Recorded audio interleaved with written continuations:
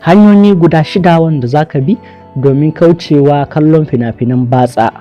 Jama'a assalamu alaikum warahmatullahi ta'ala wa barakatuhu. Barkanmu da sake kasancewa a cikin wannan sabon bidiyon.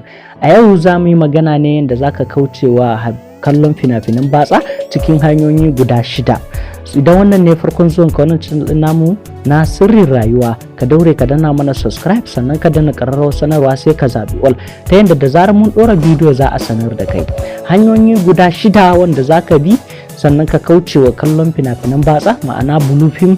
So wasu sun yi porn addict, wani wanda kwata-kwata baya son abin a zuciyar shi, amma gaskiya babu yanda zai yi, bai san hanyoyin da kuma zai biya kaucewa kallon wannan abun ba, sai kaga kullum yana bi yana kallon wannan abun, kuma amma sometimes baya so. Wani ma gaba ɗaya sai bayan ya gama kallo sai kaga ya zo shi har yana kuka saboda tsanan wannan abin da yayi.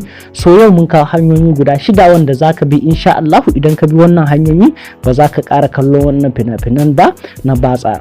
So hanya na farko shine gujewa abokanka masu wannan hali. Gujewa abokanka wanda suke da wannan hali, irin wannan hali wanda abokanka wanda za su je su turo wannan fim din, ko kuma su yi downloading su zo suna nuna maka, ko kuma su ce wane mun turo abu kaza ka zo mu je mu gani. Kila ma abokanan naka ne suka zo suka saka a wannan yanayi na hali na kallon wannan fina-finan batsan, kai baka ma sanya akai ba, sai dai ka zo ka ga ka tsinci kanka kai ma kana kallon wannan fina-finan batsa.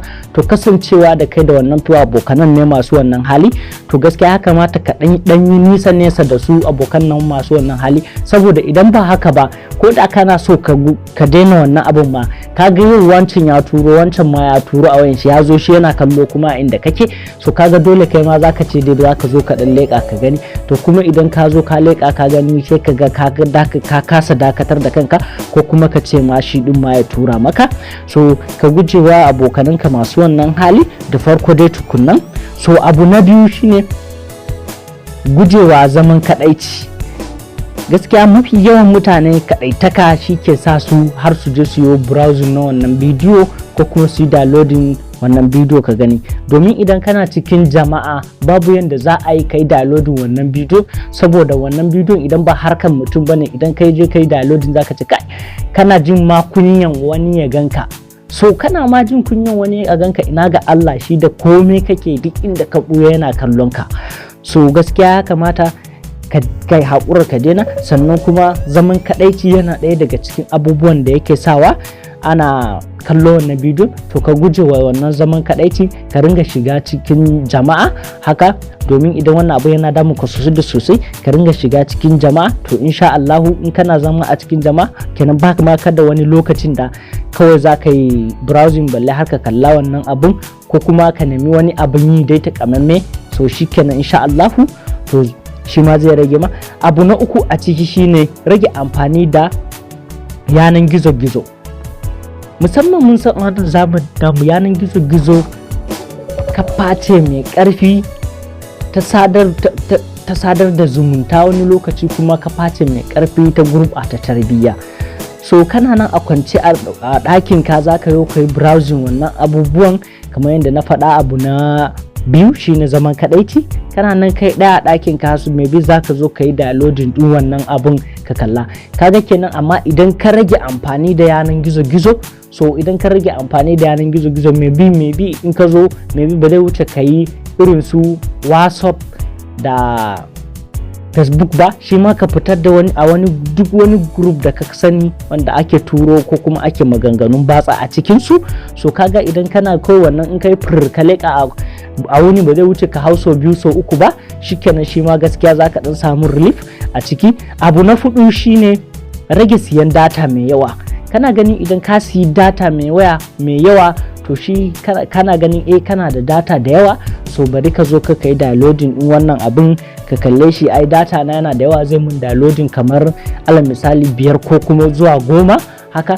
So ka rage iya siyan datan ka, maybe in kana siyan 1 gig ka maida shi zuwa ko kuma irin 50 MB ma kamar haka, wanda kawai ba zai wuce ma Facebook da WhatsApp na dan wani lokaci ba.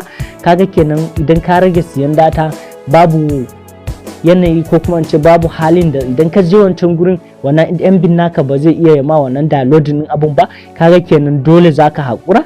So a rage yawan siyan data. Hanya ta biyar kuma shine rike wayan da bata da internet. Hanya ta biyar shine rike wayar da bata da internet. Ka rike wayar da ka san bata da internet. In wayannan a hanyoyi guda hudu duka suka gagara, kaga duka dai ba za ka iya ba, to ka rike wayan da bata da internet, ko irin Nokia ma haka, kaga wata Nokia ma bata playing ko bidiyo, kaga kenan successfully kawai kira ne za ka yi, ba ma internet balle ka tada hankalinka ko kuma ka ce za ka je ka turo ka kalla a in bidiyo haka. So kaga ba ma internet kuma bata ma playing bidiyo balle ka je ka turo. To rike wayar da bata amfani da internet shi ma gaskiya yana matukar taimakawa wajen datse wannan abu. So abu na shida kuma shine na ƙarshe, shine ka yawaita azumi. Ka san da cewa yawaita azumi yana rage sha'awa, kaga kenan matukar idan baka da sha'awa ba za ka ma yi tunanin ka je ka kai browsing ko kuma ka je ka turo wannan fim din ka kalle shi ba. Kaga kenan yawaita azumi yana da matukar fa'ida, ga ƙara lafiya a jikinka, kuma ga nan kuma gashi zai ɗauke maka sha'awa na ɗan wani lokaci har izuwa ka zo ka sha ruwa. Kaga bayan ka sha ruwa kuma wannan ɗan dare mafutan bawa, daga nan wannan dare idan yayi bayan isha ma ka gaji, ka dawo daga wurin ayyukanka da dai sauran abubuwa sosai bacci. Kaga kenan haka zai matukar taimakawa sosai da sosai. Wannan su ne hanyoyi guda 6 da muka yi bayanin su akan su. Idan ka ji daɗin wannan bidiyo namu, ka danna mana like, sannan ka ringa sharing wannan bidiyo namu zuwa ga 'yan uwa domin su amfana.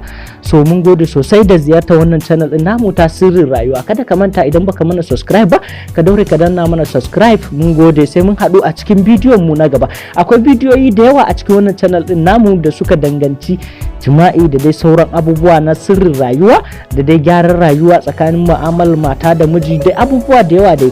Idan kana so ka kalle su, to gashi na a cikin wannan bidiyo namu a ƙasan wannan channel din namu. So mun gode sosai da sosai, sai mun haɗu a cikin bidiyo na gaba.